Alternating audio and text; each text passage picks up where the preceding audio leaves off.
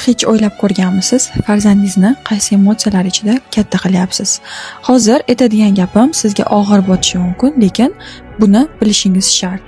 Agar siz charchaganingizda, siqilganingizda yoki yig'lagan paytingizda farzandingizni quchoqlab, unga o'z dardingizni, muammolaringizni aytishga odatlangan bo'lsangiz, buni tezda to'xtating. Bu juda ham katta xato. Nega deysizmi? Chunki bola 6-7 yoshgacha dunyoni faqat va faqat sizni emotsiyangiz orqali ko'radi va his qiladi. U xuddi oq qog'ozdek sizni qayg'ularingizni o'ziniki qilib oladi. Siz dardingizni aytib, yengillashishingiz mumkin, lekin kichkina bola bu og'ir yukni ko'tara olmaydi va dunyoni xavfli joy deb biladi va stress, depressiyaga olib kelishi mumkin. U shunchaki bola, buni unutmasligingiz kerak. Uni kattalar muammolaridan himoya qiling, dardingizni esa kattalar bilan bo'lishing. Siz bu vaziyatga qanday qaraysiz? Fikringizni izohlarda qoldiring va onajonlarga yuborib qo'ying.